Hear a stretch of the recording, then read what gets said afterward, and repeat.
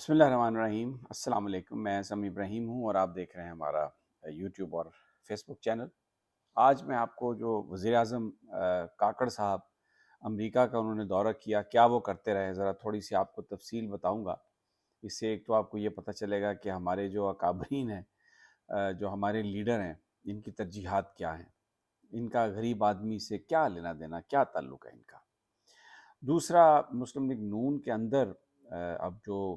نواز شریف کے جو ریٹائرڈ جرنیلوں کے بارے میں جو انہوں نے گفتگو کی، ریٹائرڈ ججز یعنی چیف جسٹسز کے بارے گفتگو کی اور مطالبہ کیا کہ ان کی اکاؤنٹیبلٹی کی جائے، اس پر مسلم لیگ نون کے اندر جو رائے ہے وہ بڑی شدید طریقے سے تقسیم ہو گئی ہے،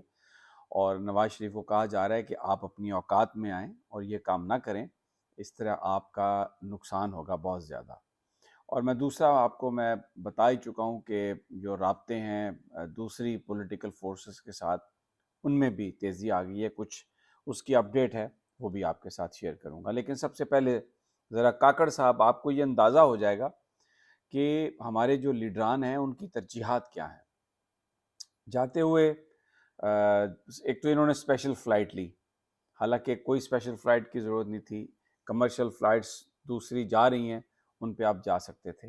کروڑوں روپے خرچ کیے انہوں نے کمرشل فلائٹ پر نہ جا کر، اور اپنا اسپیشل ایک پلین جو ہے وہ گیا۔ اچھا، راستے میں اس کو اتار لیا فرانس، پیرس، جرنی بریک کرنے کے لیے، اور وہاں پر پیرس میں ایک اچھی جگہ، اچھے ریسٹورنٹ میں جا کے کھانا کھایا، اور آئیفل ٹاور فیملی کو ساتھ لے کے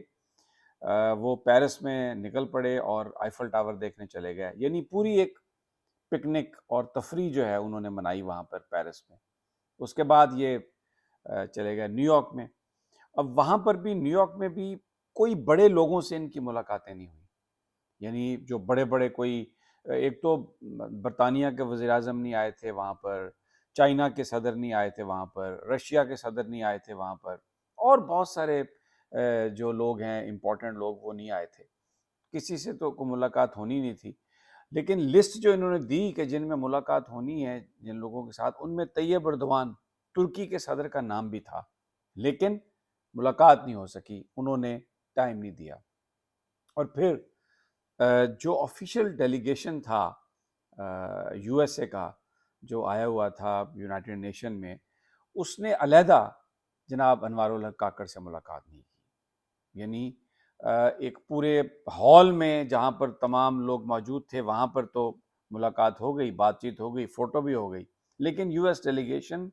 علیحدہ سیپریٹلی کوئی پاکستان کو انہوں نے ملنے کے لیے ٹائم نہیں دیا۔ اچھا، وہاں پر بھی جو مصروفیت ہے وزیر اعظم صاحب کی، اس میں اپنے بچوں فیملی کو لے کے باہر دوستوں کے ساتھ وہاں پر ایک تھرسڈے نائٹ کو ایک ٹرکش ریسٹورنٹ ہے، اس میں جا کے تو خوب کباب تکے اڑائے اور ٹرکش قہوہ پیا۔ مال مفت دل بے رحم، قوم ادھر بھوک سے مر رہی ہے، پیٹرول کی قیمتوں کو آپ دیکھیں، اس کے علاوہ دوسرے معاملات آپ دیکھیں، لیکن وہ وہاں پر کبھی آئیفل ٹاور دیکھ رہے ہیں، اور کبھی وہ جا کر تو ٹرکش ریسٹورنٹس میں کھانے کھا رہے ہیں، دوستوں کے ساتھ گھوم پھر رہے ہیں۔ اب واپسی کا جو ٹرپ ہے وہ لندن آ گئے، یعنی بجائے اس کے کہ پاکستان واپس پہنچیں سیدھے، وہ لندن آ گئے، اور وہاں پر نون لیگیوں کے ساتھ گفتگو جو ہے، نواز شریف کے ساتھ جو پیغام رسانی، اور بتایا جا رہا ہے کہ 2-3 جو لوگ ہیں نون لیگ کے، انہوں نے ان سے ملاقات کی ہے، چرچل ہوٹل میں یہ ٹھہرے ہوئے ہیں، اور نواز شریف جو ہے وہ یہی کہہ رہے ہیں کہ جی مطلب میں آؤں تو میں گرفتار نہ ہوں، مجھے رعایتیں ملیں۔ اور انہوں نے جب ان سے سوال ہوا تو انہوں نے یہ کہہ دیا کہ جی لا آف دا لینڈ جو ہے اس کو سامنا کرنا پڑے گا، ان کو اس سے زیادہ نہیں ہو سکتا۔ لیکن میں یہ ساری جو آپ کو صورتحال بتائی ہے، اس سے آپ یہ اندازہ لگا لیں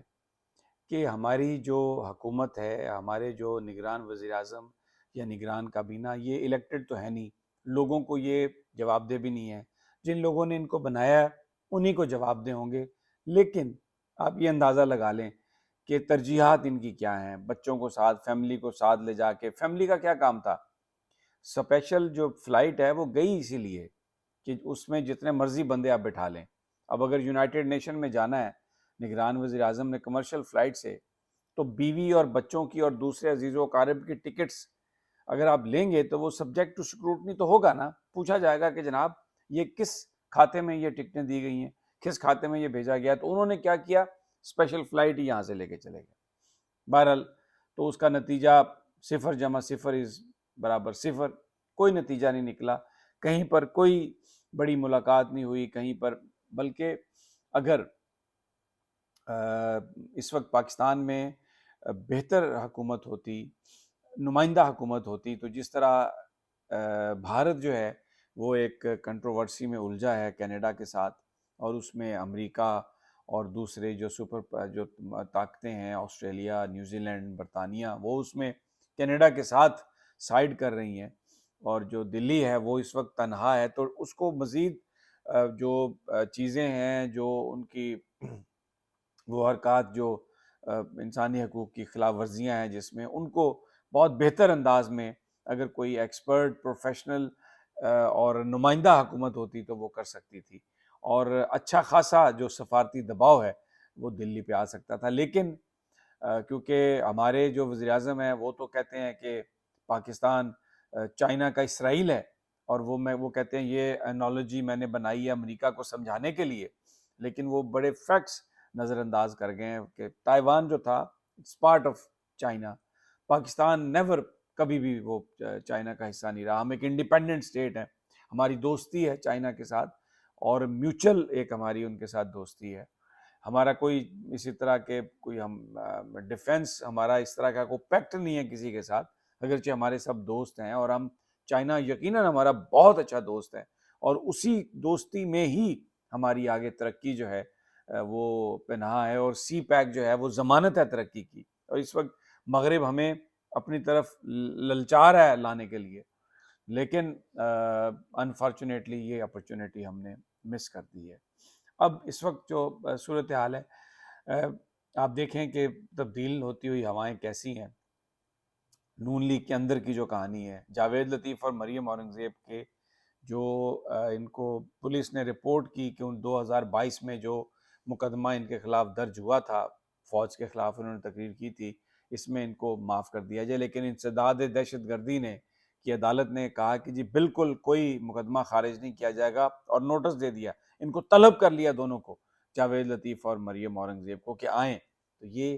تبدیلی کی ہوائیں جو ہیں نا، اور دوسری طرف صنم جاوید اور تقریباً 9-10 اور لوگوں کی ضمانت ہو گئی ہے، باقیوں کی بھی ہو جائے گی. آہستہ آہستہ یہ ریئلائزیشن آ رہی ہے پاکستان کے طاقتور حلقوں میں کہ مائنس عمران کچھ بھی آپ کو حاصل نہیں ہوگا. اور سیکنڈلی 9 مئی جو تھا، اس میں بہت ساری چیزیں ایسی ہیں جس کو پی ڈی ایم نے اور حکومت نے اور ان مسلم لیگ نون نے بڑھا چڑھا کر بیان کیا. تو یہ اس وقت سچویشن چل رہی ہے. میں انشاءاللہ اپنی اگلی ویڈیو میں مزید انفارمیشن آپ کے ساتھ شیئر کروں گا. اجازت دیجیے، اللہ نگہبان.